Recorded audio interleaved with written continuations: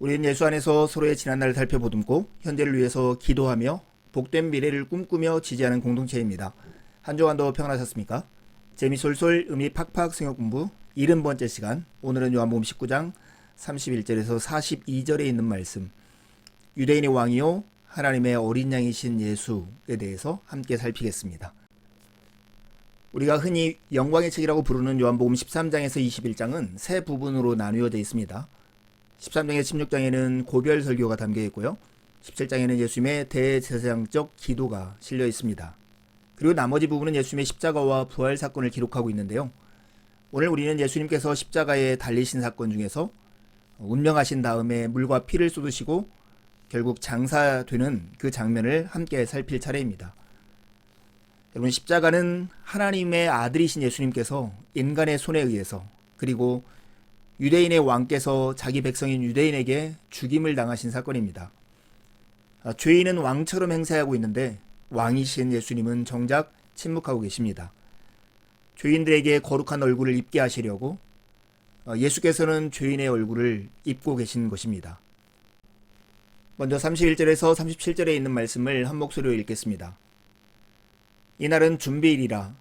유대인들은 그 안식일이 큰 날이므로 그 안식일에 시체들을 십자가에 두지 아니하려 하여 빌라도에게 그들의 다리를 꺾어 시체를 치워달라 하니, 군인들이 가서 예수와 함께 못 박힌 첫째 사람과 또 그 다른 사람의 다리를 꺾고 예수께 이르러서는 이미 죽으신 것을 보고 다리를 꺾지 아니하고 그중 한 군인이 창으로 옆구리를 찌르니 곧 피와 물이 나오더라.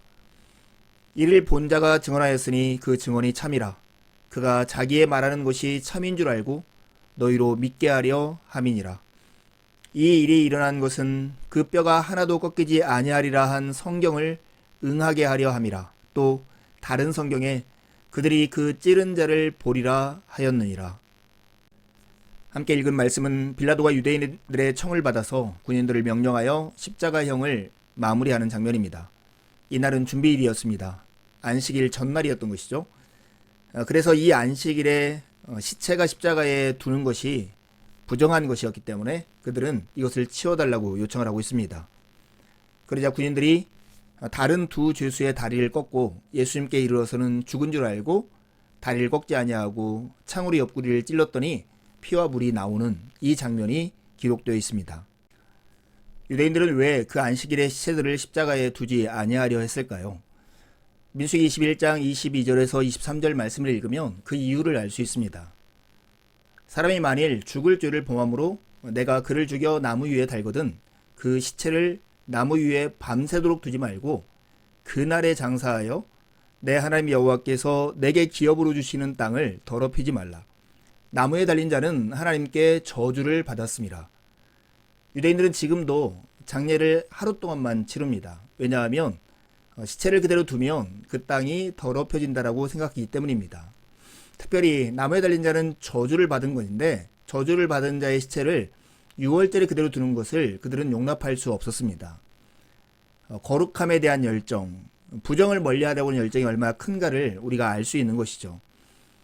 요한복음 18장에도 이들의 이런 열정들을 엿볼 수 있는 말씀이 있죠. 그들이 예수님을 가야바에게서 빌라도 관정으로 끌고 갑니다. 새벽 시간이었죠. 그런데 그들은 더럽힘을 받지 아니하고자 해서 6월절 잔치를 먹고자 해서 관정에는 들어가지 않고 있다고 하는 것입니다. 그래서 이 유대인들이 빌라도에게 요청하는 건 뭐냐면 그들의 다리를 꺾고 시체를 치워달라고 요청합니다. 지난주 우리가 십자가 사건을 전체 이렇게 살펴보았을 때 나왔던 장면이죠. 최후의 일격이라고 하는 것입니다. 해가 지기 전에 형을 신속히 마무리하기 위해서 죄수의 다리를 부러뜨리는 것을 말하는 것입니다.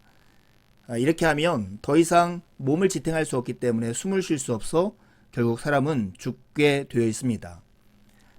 나인홀드 리버라고 하는 신학자가 이런 얘기를 했어요. 종교란 보통 사람들이 생각하듯이 하나님을 향한 근본적이고 고결한 행위가 아니다. 오히려 하나님과 인간 자존심이 싸우는 최후의 전쟁터다. 참 이런 비열함, 비정함을 엿볼 수 있는 장면이 아닌가 하는 생각이 듭니다. 여러분, 차단과 차별을 자기의 거룩함과 정당화의 수단으로 삼는 유대인들의 모습 속에서 우리를 살펴보아야 합니다. 혹시나 거룩해지려고 거룩한 이를 죽이고 있지 않는가? 나의 거룩함을 위해서 타인의 생명과 안전을 해하고 있지 않는가? 질문해야 합니다. 침묵의 봄이라는 책이 있죠. 살충제를 통해서 인간이 더 잘 살아보려고 했는데 살충제의 역습에 의해서 새들이 다 죽어가는 것을 그린 환경학의 아주 중요한 책입니다. 침묵의 봄처럼 거룩해지려고 거룩한 이를 죽이는 이런 헛된 일을 우리가 꾸미고 있다는 것을 살펴보고 인정해야 할 것입니다. 십자가 저편에 있던 두 사람은 최후의 일격에 의해서 숨을 거둡니다. 그런데 그 군병이 예수님께 가까이 가자 이미 예수님은 숨져 있는 상태였습니다. 그래서 창으로 그 옆구리를 찌르니 피와 물이 나오더라, 이렇게 얘기합니다. 찔릴 때 살아있는 몸에서는 피가 나온다고 합니다. 그런데 죽은 몸에서는 엉긴 피가 섞인 액체가 나온다고 해요. 이것이 바로 피와 물로 설명된 단어이죠. 그런데 여러분, 요한복음에서 피와 물이 상징하는 것이 무엇인가를 한번 되새겨 보시기 바랍니다. 그것은 생명과 정결의 근원이신 예수님을 상징하는 단어였죠. 특별히 물은 예수님의 세리를, 피는 예수님의 죽음을 지시하는 상징어입니다. 요한일서 5장 5절에서 6절에 이렇게 말씀합니다.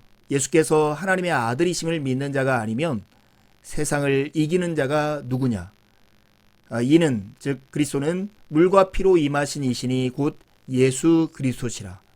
물로만 아니요 물과 피로 임하셨고 증언하는 이는 성령이시니 성령은 진리니라. 우리가 믿는 예수 그리스도는 물과 피로 임하신 분이십니다. 35절 말씀에 이를 본 자가 증언하였으니 그 증언이 참이라. 그가 자기의 말하는 것이 참인 줄 알고 너희로 믿게 하려 함이니라 말씀합니다. 즉 예수 그리스도의 죽음이 역사적 사실이라고 하는 것을 자기가 증언한다라고 얘기하고 있는 것이죠. 예수님의 죽음이 역사적 사실이라는 것이 왜 그토록 중요할까요?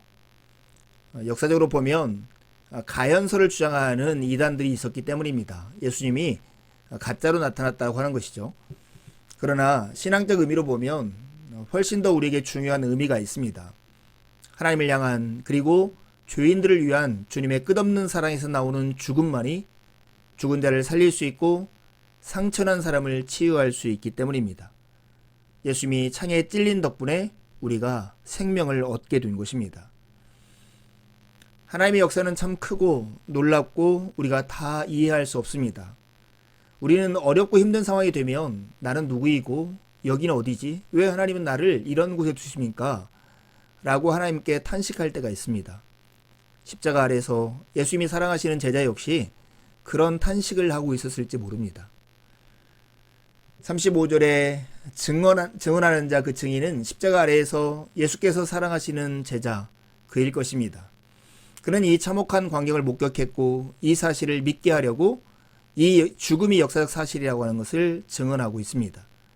내가 하필 왜 여기에, 왜 내게 이런 일이? 라고 질문했을 그가 이제는 그 이유를 알 수 있고 이것 때문에, 이것을 증언함으로 믿게 하려는 그 이유 때문에 하나님이 나를 여기 두셨구나 하는 것을 확인하는 현장이기도 합니다.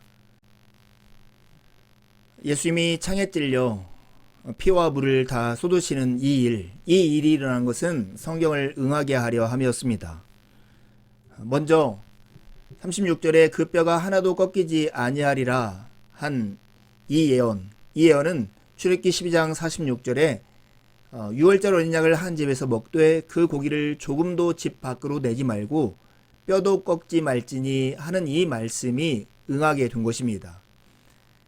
그리고 그들이 찌른 자를 볼 것이다 하는 이 37절에 있는 말씀 역시 스가랴 12장 10절에 있는 말씀, 내가 다윗의 집과 예루살렘 주민에게 은총과 간구하는 심령을 부어주리니 그들이 그 찌른 바 그를 바라보고 그를 위하여 애통하기를 독자를 위하여 애통하듯 하며 그를 위하여 통곡하기를 장자를 위하여 통곡하듯 하리로다 하신 말씀이 성취된 사건으로 사랑하는 제자가 묘사하고 있습니다. 예수님이 유월절 어린 양이라고 하는 이 분명한 사실이 오늘 성경 본문 두 곳에서 증언됩니다. 첫 번째는 준비일, 이날이 준비일이었다는 31절의 말씀입니다. 준비일 낮 12시부터 유월절 어린 양을 잡았는데요. 주님은 그 시간에 십자가에서 숨지셨습니다. 또 하나 증거는 뼈가 꺾이지 않는 것입니다. 이 일이 일어난 것은 그 뼈가 하나도 꺾이지 아니하리라 한 성경을 응하게 하려 함이다. 36절에 말씀하고 있습니다. 예수님은 우리 죄를 위해서 죽으신, 세상죄를 지고 걸어가신 하나님의 어린 양이십니다. 유월절 어린 양과 같은 이런 상징적인 모습이 펠리칸의 모성애를 통해서 우리에게 전해지고 있습니다. 사실은 서양에서는 성찬식에 이 펠리칸의 그림을 많이 사용한다고 합니다. 프랑스 시인 알프레드 데 뮤세라고 하는 사람의 5월의 밤에 이런 내용이 있다고 해요. 어미 펠리칸은 갓 낳은 굶주린 새끼들을 해변에 놓아두고 먹이를 구하러 여행을 떠납니다. 그러나 오랜 여행에도 어미새는 먹이를 구하지 못하고 되돌아오죠. 여행에 지쳐 어미새가 왔을 때 굶주린 새끼들은 어미새에게 몰려옵니다. 먹을 것을 구한 거죠. 그걸 본 엄마는 날개 속으로 새끼들을 포옹합니다. 그리고는 어미는 그 자리에 누운 채 부리로 자기 가슴을 쪼아서 자신의 피와 심장을 새끼들의 먹이로 내어놓습니다. 어미새는 새끼들이 엄마의 피를 마시고 엄마의 살을 먹는 모습을 보면서 그렇게 서서히 숨을 거두었다고 그래요. 이 펠리칸의 주둥이가 굉장히 길잖아요. 그래서 아마 가슴을 쪼았다고 이야기하는 것 같아요. 이 펠리칸의 모성애가 바로 예수 그리스도의 유월절 어린 양의 모습을 닮았다고 해서 성찬식에 이 펠리칸을 사용하는 것이죠. 요한복음 15장 12절에서 14절 말씀에 예수님께서 이렇게 말씀하십니다. 내 계명은 곧 내가 너희를 사랑한 것 같이 너희도 서로 사랑하라 하는 이것이니라. 사람이 친구를 위하여 자기 목숨을 버리면 이보다 더 큰 사랑이 없나니 너희는 내가 명하는 대로 행하면 곧 나의 친구라. 예수님은 친구를 위하여 자기 목숨을 버리는 가장 큰 사랑을 우리를 향해 베풀어 주셨습니다. 두 번째, 예언의 성취는 하나님의 구원 계획을 우리에게 잘 보여줍니다. 37절에 그들은 자기들이 찌른 사람을 쳐다볼 것이다 하신 말씀이 나옵니다. 자신의 죄악으로 말미암아 고난의 때를 당하고 있는 백성들을 향해서 스가랴 12장 10절은 이렇게 말씀합니다. 그러나 내가 다윗 집안과 예루살렘에 사는 사람들에게 은혜를 구하는 영과 용서를 비는 영을 부어주겠다. 그러면 그들은 나 곧 그들이 찔러 죽인 그를 바라보고서 외아들을 잃고 슬피 울듯이 슬피 울며 맏아들을 잃고 슬퍼하듯이 슬퍼할 것이다. 이렇게 말씀합니다. 자신의 죄를 깨닫지 못하는 자들에게 은혜와 용서를 구하는 영을 부어줘서 그들로 하여금 그들이 찔러 죽인 그를 바라보게 하고 회개의 눈물을 흘리게 했다는 주님의 말씀입니다. 그때 그것과 이어지는 내용이 이것입니다. 13장 1절인데요. 그 날이 오면, 즉 슬퍼하는 그 날이 오면 샘 하나가 터져서 다윗 집안과 예루살렘에 사는 사람들의 죄와 더러움을 씻어줄 것이다. 회개에 이은 죄의 용서, 씻음에 대한 내용이 나옵니다. 그런데 그들이 회개의 눈물을 흘릴 때 그들이 찔러 죽인 그를 바라볼 것이라고 했는데 그가 누구일까요? 바로 그는 목자입니다. 13장 7절에 보면 카라 깨어 일어나서 내 목자를 쳐라. 나와 사이가 가까운 그 사람을 쳐라. 나 만군의 주가 하는 말이다. 목자를 쳐라. 그러면 양떼가 흩어질 것이다. 목자를 찔러 죽인 그것을 바라보면서 그들은 회개의 눈물을 흘리고 이걸 통해서 하나님이 샘가에서 그들의 죄와 더러움을 씻어줄 것이라고 하는 약속이자 계획을 하신 말씀입니다. 예수님이 창으로 옆구리를 찔렀다고 하는 것이 이 예언의 성취라고 요한복음은 기록하고 있는 것입니다. 우리가 찬송가 264장 기억하십니까? 정결하게 하는 셈이 나의 앞에 있도다. 정결하게 하는 셈이 나의 앞에 있도다. 예수 그리스도는 우리를 정결케 하시는 셈이 되시는 분이십니다. 인간의 비열함과 그로 인한 비극에도 불구하고 하나님은 묵묵히 당신의 뜻을 이루어가고 있습니다. 우리가 도무지 납득하고 이해할 수 없는 신비로운 은혜로운 방식으로 그 일을 행하고 계십니다. 4절에 보면 이런 가사가 나오죠. 한량없는 주의 은혜 나를 영접하셨네. 내가 지은 모든 죄와 허물 용서하셨네. 찬양하리 찬양하리 죽임당한 어린 양 주께 영광 돌려라. 우리 죄를 씻어주셨네. 우리도 이렇게 찬양하지 않을 수 없겠죠.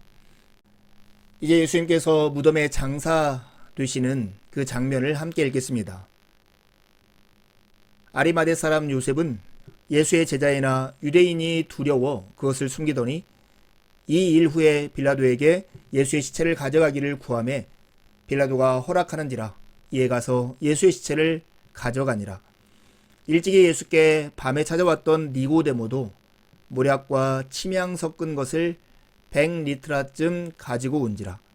이에 예수의 시체를 가져다가 유대인의 장례 법대로 그 향품과 함께 세마포에 쌌더라. 예수께서 십자가에 못 박히신 곳에 동산이 있고 동산 안에 아직 사람을 장사한 일이 없는 새 무덤이 있는지라. 이 날은 유대인의 준비일이요 또 무덤이 가까운 고로 예수를 거기 두니라. 예수님의 장례를 맡은 사람은 두 사람이었습니다. 아리마대 사람 요셉과 니고데모였죠. 요셉은 예수님의 제자이지만 유대인들이 두려워서 그것을 숨기고 있었던 제자였습니다. 그리고 니고데모는 우리가 알다시피 요한복음 3장에 나오는 밤에 예수님을 찾아왔던 공회원이었습니다. 그는 모략과 침향 섞인 것을 100리트라 100근쯤 가지고 와서 장례를 치릅니다. 이들은 시체를 가져다가 유대인의 장례법대로 그 향품과 함께 세마포로 싸서 한 번도 사용하지 않은 무덤에다가 예수님을 안치하는 것이죠. 이날은 유대인의 준비일이고 무덤이 가깝기 때문에 이렇게 장례를 치렀다라고 우리에게 설명합니다. 예수님의 장례 현장에도 아이러니가 발생하죠. 마가복음 14장 50절에 있는 말씀처럼 제자들이 다 예수를 버리고 도망하니라 하는 말씀처럼 예수님의 장례를 담당하는 예수님의 제자들은 없었습니다. 그러나 우리가 생각하지도 못했던 사람들이 나타나서 예수님의 장례를 치르고 있습니다. 빌라도에게 시체를 요청한 요셉이 그 중에 한 명이었죠. 이 아리마대 사람 요셉에 대해서 마태복음은 부자였고 하나님의 나라를 기다리던 자였다 이렇게 설명합니다. 마가는 존경받는 공회원 즉 국회의원이었다고 하고요. 누가는 선하고 의로운 사람이었다고 합니다. 그러나 그는 유대인들이 두려워서 예수의 제자라는 것을 숨기고 살았던 사람입니다. 향품을 가져온 니고데모도 전에 밤중에 주님을 찾았던 사람입니다. 근데 이제는 공개적으로 모략과 침향이 섞인 것 100근을 가지고 예수님을 찾아오고 있습니다. 예수님이 정말 유대인의 왕, 나사렛 예수 유대인의 왕이라고 써붙인 명패처럼 왕에게나 합당한 장례가 지금 요셉과 니고데모를 통해서 펼쳐지고 있는 것입니다. 요셉과 니고데모는 예수님의 제자라는 것을 밝히고 살지도 못했어도 자신의 삶의 자리에서 하나님의 뜻에 반응하며 사는 예수님의 제자들이었습니다. 정작 예수님이 죽음을 맞이하자 이제는 위험을 무릅쓰고 대가를 지불하고 나서 진짜 유대인의 왕의 장례를 섬기고 있는 것입니다. 예수님의 죽음이 가져온 담대한 신앙을 우리는 여기서 볼 수 있습니다. 이 두 사람은 권력을 잃고 출교를 당할 수도 있고 심지어 죽임을 당할 수도 있는 위협을 무릅씁니다. 그리고 향유를 100근을 가져올 만큼의 대가를 지불하죠. 승리를 상징하는 예수님의 부활 때문이 아니라 십자가의 죽음이 이들의 삶에 용기와 힘을 주고 있는 것입니다. 얻은 것이 하나도 없을 때조차, 얻을 것이 하나도 없을 때조차 단지 그리스도 그분 때문에 우리는 제자로 살 수 있을까요? 아마 요셉과 니고데모가 우리에게 던지는 질문일 것입니다. 예수님의 장례가 뜻밖에도 유대인의 왕에 걸맞은 그런 장례로 치러지고 있습니다. 아직도 사람들이 사용한 일이 없는 새 무덤에 안장되시고요. 유대인의 장례법대로 그 향품이 왕에게나 걸맞는 양이 사용됩니다. 그리고 왕을 상징하고 대제사장을 상징하는 세마포로 예수님을 둘러쌌습니다. 그런데 예수님의 장례가 치러진 곳을 동산이라고 합니다. 이 동산이라는 말이 반복해서 요한복음에 사용되는 것은 매우 중요한 의미를 담고 있습니다. 최초의 인간 아담과 하와가 범죄한 곳이 어디입니까? 그게 바로 에덴 동산, 그곳이었습니다. 그런데 예수님이 체포된 곳, 그리고 십자가에 못 박힌 곳, 예수님이 매장된 곳, 추후 예수님이 부활한 곳도 다 동산이었다라고 말을 하고 있습니다. 이런 의미에서 볼 때 지금 예수님은 인간의 실패를 회복하고 있다는 것을 우리는 상상할 수 있습니다. 하나님은 예수 안에서 새 창조의 일을 행하시고 그 안에서 우리를 회복하셨습니다. 돌들이 소리 지르듯 예수님의 십자가와 무덤이 예수님만이 진짜 왕이라고 우리에게 외치고 있는 것입니다. 마태복음 27장 54절에 보면 예수님의 사형을 집행했던 백부장과 함께 예수님을 지키던 자들이 그 일을 보고 심히 두려워해서 이렇게 외칩니다. 이는 진실로 하나님의 아들이었도다. 아멘입니다. 예수 그리스도의 십자가, 특별히 창에 찔려 물과 피를 쏟는 예수님을 보고 우리는 두 가지로 반응할 수 있습니다. 하나는 자신들의 승리를 확신하는 사람들처럼 우리가 옳았다라고 주장할 수 있죠. 그러나 그 결과는 심판을 받게 될 것입니다. 하지만 하나님의 은혜로 애통하고 회개하는 사람들이 있을 수 있습니다. 그들에게는 하나님의 구원이 임할 것입니다. 여러분, 사도행전 16장 31절에 바울 사도가 빌립보 간수의 집에서 그들에게 했던 말을 기억해 보십시오. 주 예수를 믿으시오. 그리하면 그대와 그대의 집안이 구원을 얻을 것입니다. 이것은 위대한 초청입니다. 하나님의 이루신 세계 그 현실로 들어오라고 하는 초대인 것입니다. 폴 틸리라고 하는 신학자가 그의 조직신학 책에 이런 얘기를 썼습니다. 자신이 받아들여져 있다는 것을 받아들이는 것, 이것이 구원의 역설이며 이 역설이 없다면 어떠한 구원도 있을 수 없고 단지 절망만 있을 뿐이다.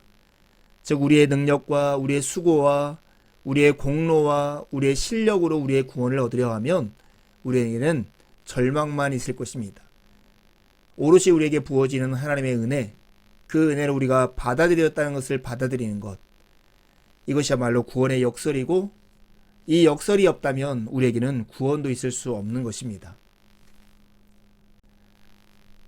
우리를 위해서 십자가를 지신 주님은 누구든지 나를 따라오려거든 자기를 부인하고 자기 십자가를 지고 나를 좇으라고 말씀하셨습니다.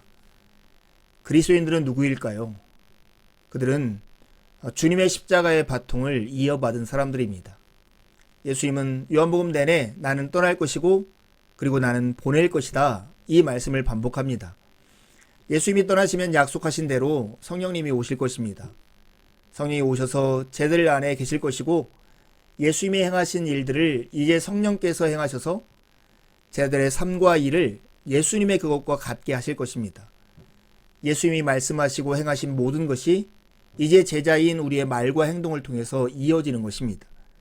이것이 바로 교회입니다. 그 교회 안에서 이루어지는 것은 무엇일까요? 자기 십자가를 지고 자기를 부인하는 삶을 통해서 예수 그리스도께서 행하신 그 일이 우리가 살아가는 현재 그 장소에서 현실이 되게 만드는 것입니다. 가장 구체적으로는 요한복음 15장 12절에서 14절 말씀이 현실이 되게 하는 삶일 것입니다. 내 계명은 곧 내가 너희를 사랑한 것 같이 너희도 서로 사랑하라 하는 이것이니라. 사람이 친구를 위하여 자기 목숨을 버리면 이보다 더 큰 사랑이 없나니 너희는 내가 명하는 대로 행하면 곧 나의 친구라. 예수님의 친구로서 이웃을 위해서 목숨을 버리는 그 사랑, 그것을 위해 자기 십자가를 지는 삶이야말로 예수님의 제자의 삶이고 가장 위대하고 복된 삶이고 하나님의 은혜의 통로가 되는 삶일 것입니다. 우리 몸된 교회가 그러한 삶이 풍성하게 나타나는 그런 현장이 되기를 간절히 바랍니다. 오늘도 말씀 안에서 삶을 나누고 함께 교제할 수 있어서 참 기뻤습니다. 남은 한 주도 주님의 은혜를 의지해 살고 복된 주일에 함께 만나 기쁨으로 우리 하나님을 예배하시죠. 감사합니다.